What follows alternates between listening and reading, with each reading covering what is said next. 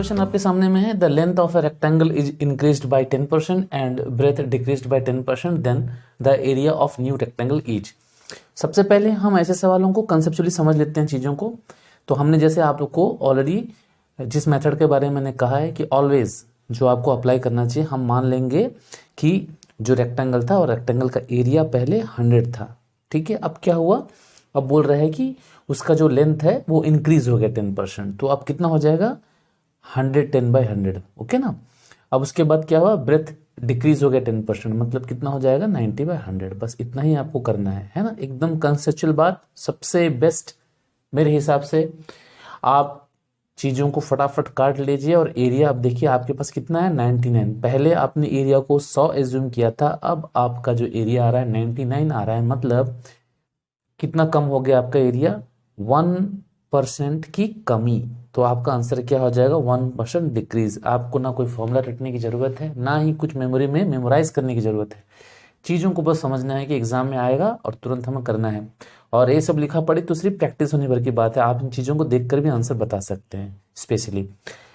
अब इस मैथ को लेके एक छोटी सी बात हमेशा जो आपको याद रखना है कि कभी भी परसेंटेज में अगर कोई सेम वैल्यू, पहले a% मान लो बढ़ जाता है, फिर a% मान लो घट जाता है, अगर ऐसा सिचुएशन हो तो आप हमेशा ऐसे सिचुएशन याद रखिए कि हमेशा डिक्रीज ही होगा या फिर हमेशा लॉस ही होगा।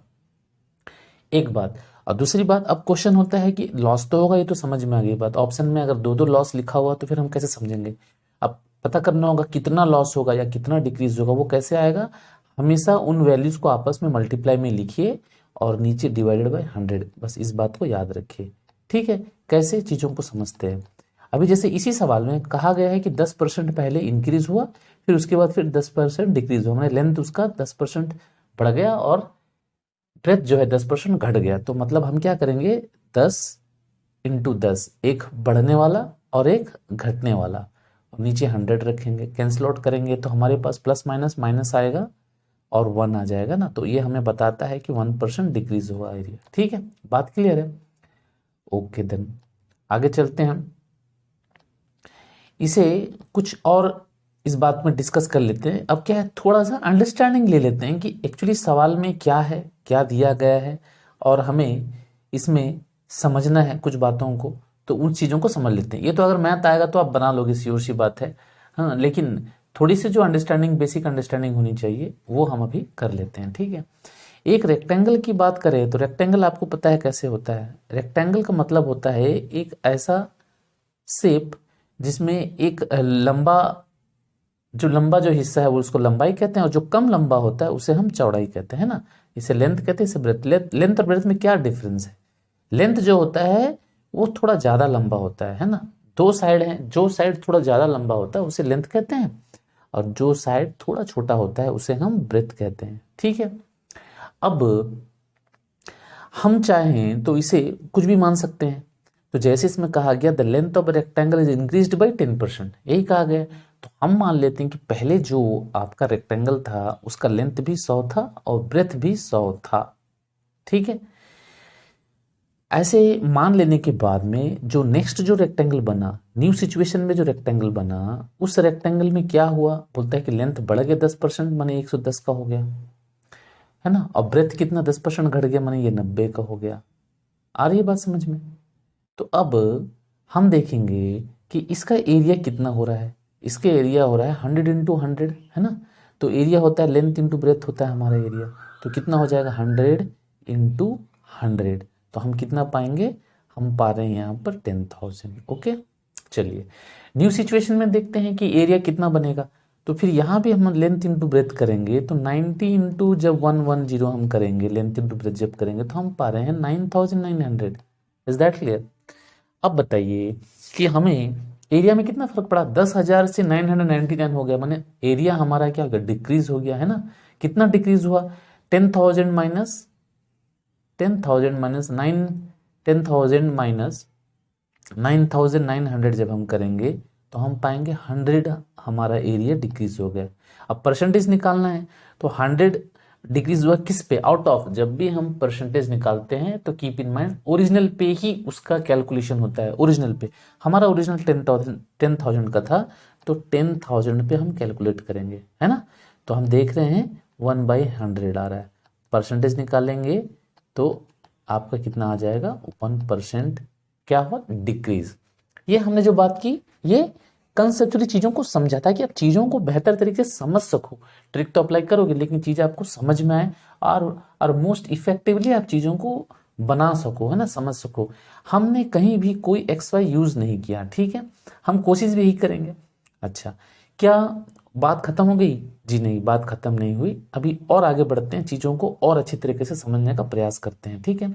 चलिए समझते हैं चीज़ों को। सबसे पहले मैंने बताया था कि चीज़ों को अच्छा होता है जब हम उसे 100 मान के बनाते हैं, है ना। 100 मान के बनाते चीज़ें साफ साफ हमारे सामने दिखने लगती हैं चीज़ें, और हमें आसानी होती है समझने में, ठीक है। तो चलिए मैं फिर थोड़ा सा इसे डिलीट कर लेता हूँ, ओके। तो फिर आपको फिर दोबारा दूसरे तरीके से बताते हैं। अब बात करते हैं शॉर्ट फॉर्म की। शॉर्ट फॉर्म क्या होता है? शॉर्ट फॉर्म होता है कि शॉर्ट फॉर्म का भी एप्लीकेशन है कि हमें कब यूज करना है और कब यूज नहीं करना है, ठीक है। तो वो भी चीज समझ लेते हैं अभी। फॉर एग्जाम्पल यहाँ पर देखिए 10% की बात की गई है ना, यहाँ 10% की बात की गई है। तो ये जो 10% है, इस 10% को हम 10/100 लिखने के बाद जब इसे हम सॉल्व करेंगे तो 1/10 हमारा आता है। ये हमें पहले से प्रिपेयर रहना चाहिए, मानी ये पहले से हमें याद रहना चाहिए। इसे ही हम चार्ट कहते हैं, ठीक है। अगर आपका चार्ट पहले से प्रिपेयर्ड है तो आपके लिए बहुत अच्छा होगा। तो ठीक है, तो अब मान लीजिए आपका चार्ट प्रिपेयर्ड है तो आप क्या कर सकते हैं, इसका यूज कर सकते हो। कहने का मतलब हम जो पहला जो रेक्टेंगल है, हम पहले रेक्टेंगल में लेंथ को कितना मान लेंगे, हम लेंथ को मान लेंगे 10, और लेंथ बढ़ गया, कितना बढ़ गया, 1 बढ़ गया, मतलब कितना हो गया, 11 हो गया ना। पहले 10 था, लेंथ बढ़ के 11 हो गया। ब्रेथ की बात करें तो ब्रेथ कितना 10% घट गया, माने वो भी यही 1/10 की ही बात कर रहा है। पहले मतलब वो कितना था, 10 था, और घट के वो कितना हो गया, 9 हो गया, ठीक है ना। तो पहले के एरिया कितना हो रहा है, पहले के एरिया हो रहा है 100, और दोबारा जो है नेक्स्ट जो बना उसमें एरिया कितना हो रहा है 99। तो हमारा कितना कम हो, 1 कम हुआ आउट ऑफ 100। तो यही परसेंटेज होता है, 100 पे जो कैलकुलेट हो वही परसेंटेज होता है। फिर भी आपके कन्वीनियंस के लिए इंटू 100 परसेंटेज निकालना है, कैंसिल कर लिए तो 1% डिक्रीज हमारा आंसर हो जाएगा, ठीक है। यही चीज है, या तो आप डायरेक्ट ओरिजिनल फॉर्मेट 100 रख के भी मान के बना सकते हैं, आप शॉर्ट फॉर्म जो है इसका, आप उसके रिड्यूस्ड फॉर्म में भी चीज़ों को बना सकते हैं। ये आपकी चॉइस है, आपको कैसा अच्छा लगता है। लेकिन मैं आपको ये बोलूँगा कि ये जो शॉर्टेस्ट फॉर्म होता है, ये जो रिड्यूस्ड फॉर्म होता है, इसके यूज़ करने का एक कंपलसरी कब यूज़ करना है और कब यूज़ नहीं करना, वो मैं आपको अभी समझा देता हूँ। एक छोटा सा एग्जांपल देके मैं आपको समझाता हूँ।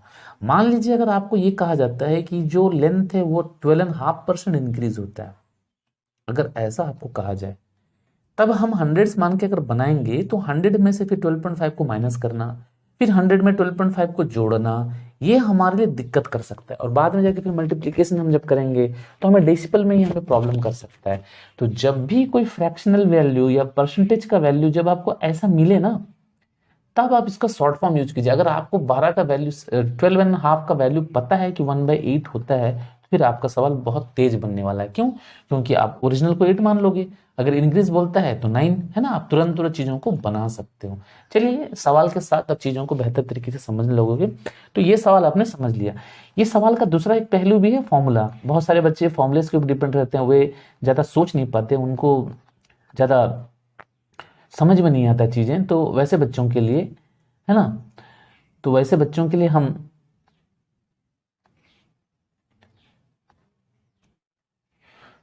बात कर लेते हैं फॉर्मूलाज की। तो देखते हैं कि फॉर्मूला क्या कहता है। तो ऐसे सवालों के लिए बुक्स में एक फॉर्मूला चलता है।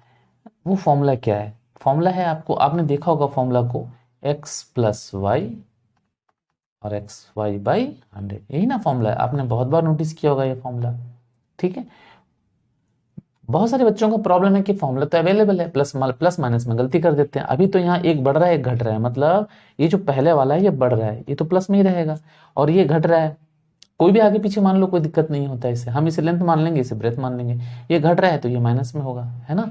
फिर प्लस, ये प्लस को कभी मत छेड़ना, ये प्लस ऐसे ही रहेगा। बस यहाँ x बढ़ रहा है, इसको 10 प्लस में रखिए, y चूंकि माइनस में था तो इसे माइनस में रखिए, कितना, -10। क्लियर? अब बाय 100 ये तो कैंसिल हो जाएगा और यहाँ 0 0 कैंसिल हो जाएंगे। ये माइनस इस प्लस को क्या बना देगा, माइनस बना देगा, और 1 1 जो 1, मतलब ओवरऑल हमारा क्या होगा 1% डिक्रीज। ये माइनस हमें डिक्रीज बताता है। क्लियर, फॉर्मूला के बारे में भी समझ गए और कंसेप्चुअल अंडरस्टैंडिंग भी आपकी हो गई। और एक बात मैंने जनरली आपको बताया कि जब कभी ऐसा सिचुएशन हो कि 10% बढ़े और 10% घटे तो हमेशा 1% लॉस होता है। ठीक इसी प्रकार चलिए आप थोड़ा सा प्रैक्टिस कर लेते हैं इस चीज को कैसे। अगर बोलें कि 20% बढ़ रहा है और 20% घट रहा है, ऐसा सिचुएशन रहे तो फिर क्या होगा। ये सवाल ज्यादातर प्रॉफिट एंड लॉस में भी आता है, ठीक है। तो प्रॉफिट एंड लॉस में भी इस तरह के सवालों को पूछ लिया जाता है। तो इसलिए मैं आपको इस सवालों को ऐसे मुझवाने प्रैक्टिस करा देता हूँ कि ताकि आप चीजों को समझ पाओ। भली बात है, जैसे मैं आपको समझा रहा हूँ, मान लीजिए अगर बोला जाए कि लेंथ 20% बढ़ जाए और ब्रेथ जो है 20% घट जाए, तो फिर एरिया में कितना फर्क पड़ेगा। 20% बढ़ गया और सेम 20% घट गया, माने एक प्लस में है एक माइनस में है, तो बस इंटू करना है और नीचे 100 को रखना है, तुरंत तुरंत सॉल्व करना है। तो -4%, -4 मतलब 4% हमेशा उसका डिक्रीज ही होगा। जब कोई सेम सेम चीज बढ़े और घटे तो हमेशा सिचुएशन में लॉस या डिक्रीज ही होता है। इस बात को याद रखना है और तुरंत आंसर पाने के लिए इंटू कर देना है। लेकिन अगर मैं ऐसे बोलूं कि लेंथ उसका 20% बढ़ रहा है और जो है ब्रेथ जो है वो 10% घट रहा है, अगर ऐसा सिचुएशन बोल दिया जाए, तब याद रखिएगा कि ये अप्लाई मत कीजिए, गलत हो जाएगा। तब आप पूरा फॉर्मूला यूज कीजिएगा। पूरा फॉर्मूला मतलब ये फॉर्मूला का पीछे का हिस्सा था। एक्चुअली ये कोई ट्रिक नहीं है, ये तो समझने की बात है। सिर्फ ये जो फॉर्मूला है x plus y plus x minus y, उसका सिर्फ ये वाला हिस्सा था। क्यों, क्योंकि दोनों सेम सेम थे ना, तो दोनों सेम 10% बढ़ रहा है 10% घट रहा है, तो ये एक्चुअली हमेशा आपस में कट जाते हैं। तो बचता हमारे पास सिर्फ ये हिस्सा बचता है इसलिए। लेकिन जब दोनों अलग अलग हो, एक 20 हो एक 10 हो या कुछ अलग अलग हो, तब हम पूरा फॉर्मूला का यूज करेंगे जो फॉर्मूला लेके बनाना चाहते हैं। और कंसेप्ट तो मैंने आपको बताया कि कंसेप्चुअली आप चीजों को कैसे बनाओगे, ये ऐसा है। तो फाइनल इतने सारी चीजों को समझ लेने के बाद मुद्दे की बात यह आती है कि कंपटीशन के पर्पज से क्या करना बेहतर है। बस दो बातें करते हैं। चार्ट अगर प्रिपेयर्ड है तो 10% का 1/10 होता है। पहले लेंथ था 10, बाद में जो है लेंथ बन गया कितना 11। ब्रेथ की बात करें तो वो भी 10% बोला है। 10% मैंने 1/10, पहले ब्रेथ था 10 घट के हो गया 9। पहले का एरिया कितना हो गया 100 है ना, लेंथ इनटू ब्रेथ, और बाद का एरिया कितना हो गया लेंथ इनटू ब्रेथ 99। तो कितना फर्क पड़ा, 1 का फर्क पड़ा आउट ऑफ 100, इसीलिए परसेंटेज कितना हो जाएगा 1% डिक्रीज। क्लियर, बनाना ऐसे है, ठीक। और अगर चार्ट आपका प्रिपेयर नहीं है तो आप 100 मान के बना लोगे तुरंत तुरंत। ओके, यहाँ 10 की जगह 100 और 11 की जगह 110, इस 10 की जगह में 100 और 9 की जगह में 90, बस इतना ही तो फर्क है। ठीक है ना, समझ में आई बात। चलिए आगे बढ़ते हैं नेक्स्ट सवाल की तरफ। देखिए आपके सामने जो क्वेश्चन है, ये क्वेश्चन कह रहा है a typist uses a paper of 30 centimetre by 15 centimetre. He leaves a margin of 2.5 centimeter at the top as well as at the bottom and 1.25 centimeter on either sides. What percent of paper area is approximately available for typing? अब एक बात है, top में वो कितना छोड़ता है। Top में 2.5 छोड़ता है, मतलब ये हिस्सा छोड़ देता है, और नीचे में भी वो कितना छोड़ देता है 2.5 छोड़ देता है। ऐसे ना एक पेपर हो, उस पेपर के अंदर में ये ऊपर में भी इतना मार्जिन छोड़ देता है ना, इतना मार्जिन छोड़, और नीचे भी इतना मार्जिन छोड़ देता है। मतलब ये जो हिस्सा था है ना, तो इसे चौड़ाई कहेंगे। तो ये जो 15, ये जो पूरा जो 15 का जो हिस्सा था, इस 15 में लिखने के लिए उसे तो सिर्फ इतना ही अवेलेबल हो, कितना, ऊपर से भी 2.5 कट जाएगा, नीचे से भी 2.5 कट जाएगा, है ना। तो ऊपर से भी 2.5 नीचे से भी 2.5 जब हम काट देंगे तो कितना हो रहा है, टोटल 5 कट जाएगा ना। तो इसमें से जब 5 कट जाएगा तो लिखने के लिए जो मुझे मिलेगा वो सिर्फ 10 ही मिलेगा। चलिए अब बात करते हैं लंबाई की। फिर बोलता है इधर साइड, लेफ्ट साइड और राइट साइड से वो कितना काटता है 1.25 सेंटीमीटर काटता है। मतलब लेफ्ट साइड से वो काट देता है 1.25 और यहां से भी काट देता है 1.25, है ना। तो 1.25 कितना होगा 2.5 काट देगा कितना, ये जो टोटल 30 का था, ये 30 में 2.5 वो काट देगा उधर से। तो हमें लिखने के लिए इतना ही अवेलेबल होगा। तो 30 में जब 2.5 घटा हम माइनस कर लेंगे तो हमें कितना मिलेगा 27.5, है ना। ये लंबाई में मुझे इतना अवेलेबल होगा, चौड़ाई में मुझे 15 अवेलेबल नहीं होकर 10 अवेलेबल होगा। बस हो गई बात। अब क्या बोल रहे हैं, what percent of area is approximately available for typing, यही ना। तो फिर अवेलेबल हमारे लिए कितना है 27.5 मल्टीप्लाइड बाई मल्टीप्लाइड बाय कितना 15, लेंथ इंटू 15 है, सॉरी 10, और जो एक्चुअल में हमें दिया गया था वो तो 30/15 दिया गया था, है ना। एक्चुअल हमें दिया गया था 30/15, और हमें अवेलेबल कितना हुआ, हमें अवेलेबल हुआ 27.5 इंटू 10, यही बस परसेंटेज निकालना है। इंटू 100 हमारा तो ऑप्शनल है, हम बाद में चेक करेंगे चीज़ों को। चलो देखते हैं। तो अब इसे सॉल्व करना है, फटाफट सॉल्व कीजिए और देखिए आंसर कितना आता है ना। तो चलिए हम भी इसको डिलीट कर लेते हैं और उसके बाद फिर सॉल्व करते हैं। ओके, चलिए जब तक मैं इसे डिलीट करूं आपने तो सॉल्व कर ही लिया होगा और आंसर भी आपके सामने आ गया होगा, है ना। चलिए देखते हैं। तो हमें लिखने के लिए अवेलेबल कितना हुआ 27.5 मल्टीप्लाइड बाई 10, और नीचे हमें दिया गया था 30 इंटू 15, और परसेंटेज निकालना इंटू 100, यही हमारे सामने सवाल है ना। हम जब इस डेसिमल्स को हटा लेंगे तो नीचे एक और 10 हमें आ जाएगा, है ना। अब 2 जीरोस तो हम इजीली कैंसिल कर सकते हैं, है ना। ये तो बात हो गई।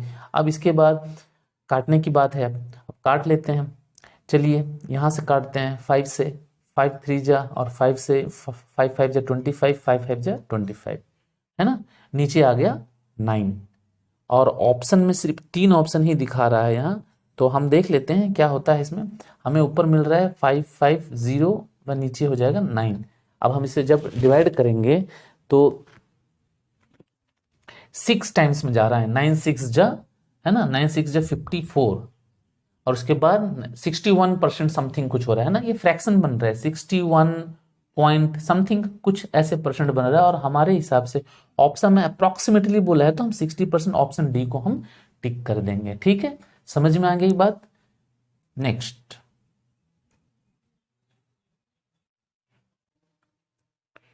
क्वेश्चन नंबर 3 कह रहा है if the side of a square is increased by 25% then its area is increased by, है ना। तो बोलता है कि एक स्क्वायर है और स्क्वायर का जो the side of a square increase है, तो उसका जो साइड है उसे 25% बढ़ा दिया गया, तो बोलते हैं एरिया कितना बढ़ जाएगा। तो सिंपल सी बात है, हमारा जो सबसे पहला तरीका है, हम मान लेंगे एरिया 100 था, कुछ नहीं, सबसे आसान है, हम मान लेंगे एरिया 100 था, साइड को बढ़ा दिया गया 25%, मैंने अब जो हमारा साइड बन जाएगा 125 या 100। और चूंकि एरिया की बात है, स्क्वायर का एरिया बोलिए या आप रेक्टेंगल का एरिया बोलिए, बस आपको याद रखना है कि अगर रेक्टेंगल की बात करता है तो लेंथ इंटू ब्रेथ करना है, और अगर स्क्वायर की बात करता है तो साइड इंटू साइड करना है। तो इसीलिए हम 2 बार मल्टीप्लाई करेंगे 125 इंटू 100, बस इतनी है। पहले का एरिया हमने 100 मान के रखा। ऐसा करने के बाद देखते हैं कि अब हमारा एरिया कितना आएगा, ये हमें चेक करना है। 125 इंटू 125 कितना होता है 625, सॉरी देखते हैं,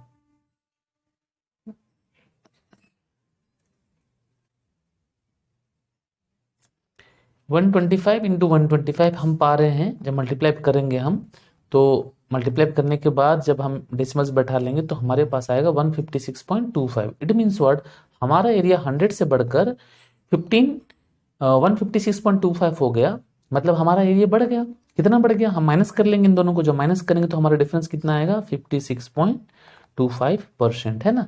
और ये हमारा आंसर हो जाएगा option D. Okay, question number 4 कहता है when a number is first increased by 10% and then reduced by 10% the number is, है ना। तो नंबर के बारे में कह रहा है डज नॉट चेंज, या -1% +1% ऐसे बोल रहा है। तो हमने पहले ही सीख चुके हैं इस बात को लेके कि पहले अगर 10% बढ़ जाए, बाद में फिर 10% घट जाए, तो ऐसे सिचुएशन हमेशा क्या होता है 1% रिडक्शन होता है, माने -1% इसका राइट आंसर है ना। ठीक, क्लियर बात। चलिए आगे बढ़ते हैं। क्वेश्चन नंबर 5 कह रहा है कि the price of petrol is increased by 25%, by how much percent a car owner to reduce his consumption of petrol so that the expenditure on petrol would not be increased. ठीक है, सवाल में कुछ भी नहीं है, हम पहले कर चुके हैं सब सवाल। बोल रहा है कि पेट्रोल का दाम बढ़ गया, 25% पेट्रोल का दाम बढ़ गया, तो हमें कंजप्शन कितना घटाना पड़ेगा। चार्ट आपका प्रिपेयर्ड है तो चार्ट के अकॉर्डिंगली हमारा आंसर क्या होगा, 25% को फोकस करेंगे और उसके जस्ट पीछे आ जाएंगे तो हमारा आंसर क्या होगा, 20%। ये लास्ट वीडियोज में मैंने इन सब चीज़ों के बारे में बता दिया था। जिनको ये बात समझ में नहीं आ रही है वो लास्ट वीडियोज़ में जाएँ, प्रीवियस वीडियोज़ देखें और तुरंत इन चीज़ों का आंसर हमें कैसे करना है सीखिए। और इसके लिए क्या करना होगा, आपको ऊपर में आई बटन है, आई बटन को आपको प्रेस करना होगा। ओके, चलिए चलते हैं। तो आंसर इसका क्या होगा, option D. Next question number 6 कहता है the price of sugar is increased by 20% if the expenditure is not allowed to increase the ratio between the reduction in consumption and the original consumption is. तो इस सवाल को हम कैसे बनाएंगे, देखिए आपको अभी कितना ज्यादा मिल रहा है या कम मिल रहा है उसे ध्यान दीजिए। Price of sugar is increased by 20%, बढ़ गया, ठीक है। If the expenditure not allowed to increase the ratio between the reduction, तो अब ऐसे में कभी भी आप रेशियो निकाल लीजिए, है ना। हम रेशियो निकाल लेते हैं क्या, कि प्राइस का रेशियो निकाल लेते हैं सबसे पहले। प्राइस का ये ओरिजिनल सिचुएशन है ना और न्यू सिचुएशन, दो सिचुएशन है। ओरिजिनल सिचुएशन में क्या था, प्राइस 20% बढ़ गया, मतलब अगर हम शॉर्ट रिड्यूस्ड फॉर्म में बनाएं तो 20% का रिड्यूस्ड फॉर्म क्या होता है, 1/5 होता है। मैंने पहले प्राइस 5 रुपया था, अब जो है प्राइस बढ़ गया तो 6 रुपया हो गया। तो कंजप्शन का रेशियो क्या होगा, हमेशा उल्टा होता है, बस याद रखिए इस बात को। प्राइस और कंजप्शन का रेशियो हमेशा उल्टा होता है, ठीक है। तो अब आपसे पूछा गया क्या, आपसे रेशियो पूछा गया किसका किसका, the ratio between the reduction in the consumption. तो कंजप्शन और रिडक्शन कितना आपका, देखिए रिडक्शन आपका 1 हुआ, इसका साथ में ओरिजिनल कंजप्शन है ना, तो ओरिजिनल कंजप्शन आपका कितना था, 6 था, तो आपका रेशियो कितना हो गया, 1:6। Option C is our right answer, ठीक है। समझ में आई बात, चलिए आगे बढ़ते हैं। क्वेश्चन नंबर 7 आपको कहता है if the price of sugar falls by 10%, by how much percent must a householder increase its consumption so as not to decrease the expenditure on this item। Chart हमारा प्रिपेयर्ड है, हमें पूछा कितना increase करना होगा, 10% के आगे चलेंगे, 10% के आगे हमारा आंसर क्या होगा, 11, 1/9 और आंसर क्या हो जाएगा हमारा 11.11। Option D is our right answer. और जिनको समझ में नहीं आ रहा है उनको समझ में आएगा जब हमारे पिछले वीडियोस को आप बैकवर्ड फॉरवर्ड रिलेशन से रिलेटेड वीडियोस को जब आप देखोगे, ठीक है। चलिए आगे बढ़ते हैं।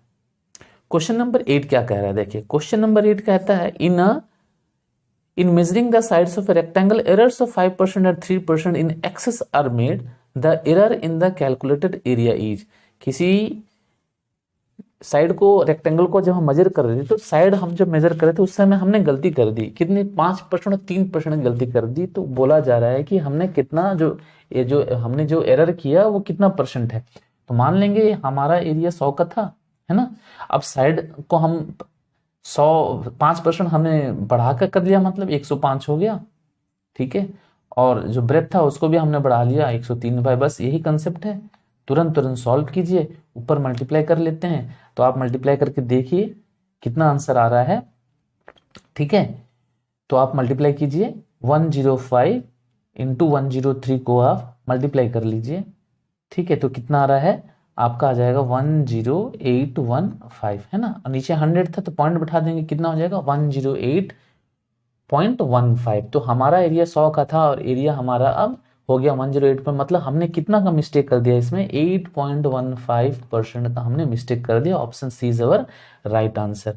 और मैं बार बार कहता हूं आप चाहे तो इसे रिड्यूस्ड फॉर्म में बना सकते हैं, बट मुझे 100 के फॉर्म में बनाना ज्यादा कंफर्टेबल लगता है, इसलिए मैं ऐसे बनाता हूं।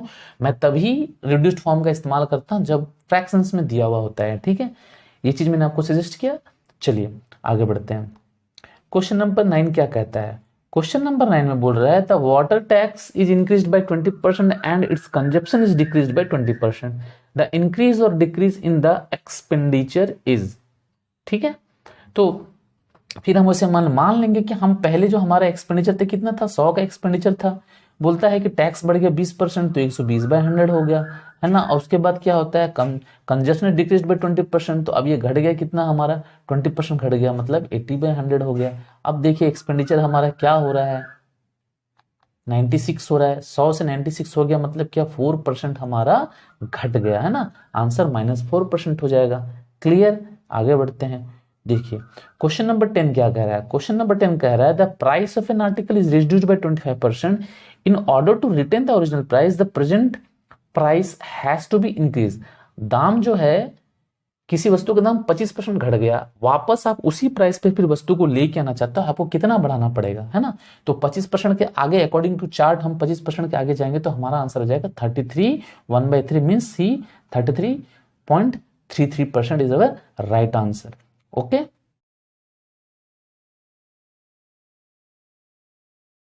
क्वेश्चन नंबर 11 कहता है after reducing the salary of a man by 50% it is increased by 50%, the loss is. एक व्यक्ति का जो पेमेंट है उससे सबसे पहले 50% उसे कम कर दिया गया, उसके बाद फिर उसके पेमेंट को 50% बढ़ा दिया गया। तो ऐसे सिचुएशन में आप बताइए कि उसके एक्चुअल उसके पेमेंट में बढ़ोतरी हुई कि घट गया, है ना, ये आपको बताना है। तो कैसे बनाएंगे, हमारे पास जो सिंपल एक फॉर्मेट है बनाने का, हम मान लेते हैं कि पहले उस आदमी की सैलरी 100 रुपये थी, ठीक है। बाद में क्या हुआ, सैलरी उसकी 50% घटा दी गई, मतलब अब कितना बचा हमारे पास, 50/100 बच गया।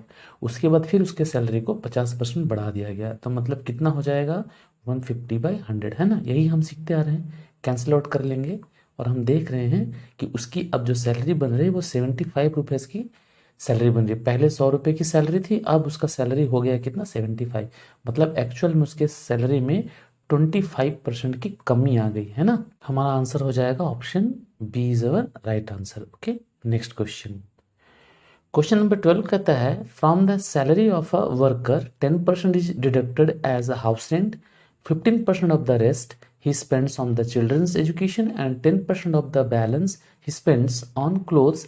After this expenditure he is left with rupees 1377, his salary is।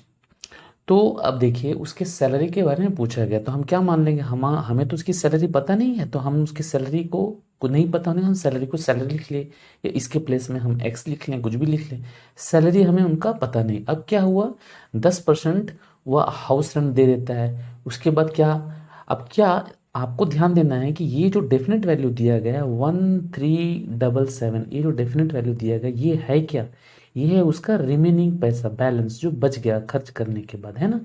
तो हमें भी यहाँ पर बचे हुए पैसा पता करना है। तो 10% उसने रेंट दे दिया, 10% जब उसने हाउस रेंट दे दिया तो बचा उसके पास कितना, 90% बच गया, है ना। नेक्स्ट बढ़ते हैं आगे, फिर क्या हुआ, 15% of the rest spends on children's education, children's education पे उसने 15% दे दिए, तो अब उसके पास कितना बचा, 85% बचा, है ना। उसके बाद फिर क्या हुआ, उसने फिर 10% of the balance spends on clothes, clothes पे उसने 10% दे दिया, तो फिर उसके पास कितना बचा, 90% बचा, और फाइनली उसके पास इतने रुपए बच गए। तो ये हमारा जो इक्वेशन है ये must be equal to this equation, हमारा ये दोनों इक्वल होना चाहिए, बस ये बात समझ में आनी चाहिए। अब हम अगर सैलरी निकालना चाहेंगे तो क्या करेंगे, हम 1377 मल्टीप्लाइड बाई ये जितने सारी चीज़ें यहाँ चल जाएंगे, है ना। तो 90% जब यहाँ चला जाएगा तो 90% मतलब क्या होता है, ये सब नीचे चला जाएगा ना, ये 90% नीचे आ जाएगा, परसेंट का साइन का 100 ऊपर चला जाएगा, है ना। फिर 85%, 85 नीचे आ जाएगा, उसके परसेंट का साइन ऊपर चला जाएगा, फिर ये 90% नीचे चला आएगा और उसके परसेंट का साइन ऊपर चला जाएगा, है ना। अब इसे हम सॉल्व करेंगे, तो फटाफट सॉल्व कर लेते हैं, ये जीरो काट लेते हैं, ठीक है। उसके बाद 9 से काट लेते हैं इसे, ठीक है, 9 से काटेंगे तो 9 1 जा 9, ठीक है ना। उसके बाद 9 5 जा 45, फिर 9 3 जा, है ना। फिर उसके बाद इस 9 से भी से काट लेते हैं, 9 1 जा 9, फिर 9 7 जा 63, 17 से कट जाएगा 5 टाइम्स में, 5 से कट जाएगा 2 टाइम्स में। ये सब कैलकुलेशंस आपको करना है। फाइनली हमारे पास जो आंसर आएगा वो कितना आ जाएगा, ₹2000 is our right answer. Okay, next question, question number 13 कहता है if a liquid is turned into a solid its volume is increased by 10%, if the solid is melted the volume is reduced bye. ये backward relation वाला बात हो गई ना, पहले कितना था, हम पहले मान लेंगे कि पहले 100 था उसका वॉल्यूम, जब उसे हम सॉलिड में चेंज कर रहे हैं तो वॉल्यूम क्या हो रहा है, इंक्रीज हो रहा है ना। कितना हो जा रहा है, इंक्रीज होके बोल रहा है कितना, 10% इंक्रीज हो रहा है, मतलब 110 हो रहा है। जब वापस हम उसे लाएंगे तो जो 10 बढ़कर गया वही 10 ना वापस घटेगा, तो ये 10 जो घटेगा कितने पे, 110 पे घट जाएगा। तो कितना आ रहा हमारा 1/11, 1/11 हमें याद होना चाहिए, 1/11 का वैल्यू कितना होता है, 9/11 होता है। और अगर नहीं पता तो आप इंटू 100 करके परसेंटेज निकालिए, तो हमें याद होना चाहिए। तो इसका ऑप्शन फर्स्ट वन हो जाएगा, 9/11% हमारा आंसर हो जाएगा। ठीक है, डेसिमल फॉर्म में उसका वैल्यू होता है 9.09%। ये सब चीज़ों को याद रखिएगा। चलिए चलते हैं नेक्स्ट क्वेश्चन की तरफ। क्वेश्चन नंबर 14 कहता है the length of a rectangle is increased bye 60%, by what percent would the width have to be decreased to maintain the same area। Area को मेंटेन करना है, बजट को मेंटेन करना है, इस तरह की बातों में हमें पता है हमें क्या करना है, हमें बैकवर्ड फॉरवर्ड रिलेशन लगाना है। तो the length of rectangle is increase by 60%, by what percent the width be decreased. यहाँ डिक्रीज्ड पूछा गया, मैंने 60% के पीछे आएंगे। 60% का रिलेशन हमने आपको बताया था किसके साथ होता है, 37.5% के साथ होता है। तो हमारा आंसर क्या हो जाएगा, option A. Okay,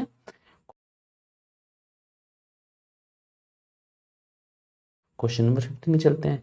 for a sphere of radius 10 centimetre the numerical value of the surface area is how many percent of the numerical value of the volume. हमें परसेंटेज निकालने कहा गया है वॉल्यूम के रिस्पेक्ट में, किसका, सरफेस एरिया का, है ना, सरफेस एरिया का हमें निकालने कहा गया है। तो अब हमें पता होना चाहिए कि एक स्फीयर का सरफेस एरिया क्या होता है, 4πr² होता है, और उसका वॉल्यूम कितना होता है, 4/3πr³ होता है ना। बस पाई पाई यहाँ से ऐसे ही कैंसिल हो जाएगा, और ये r² से r³ कैंसिल हो तो नीचे r बच जाएगा।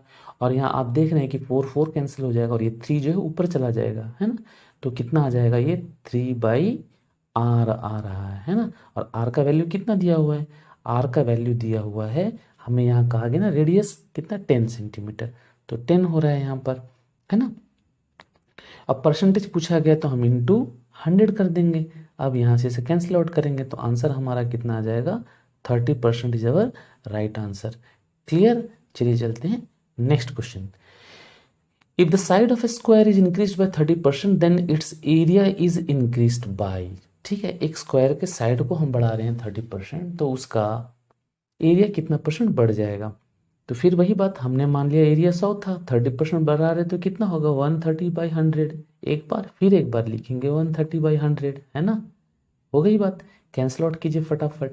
और कितना हो रहा है, 169, मतलब हमारा एरिया कितना बढ़ गया, 69% हमारा एरिया बढ़ गया, है ना। Option D is our right answer. Next question कह रहा है in the measuring the sides of a square an error of 5% excess is made, the error in the calculated area is.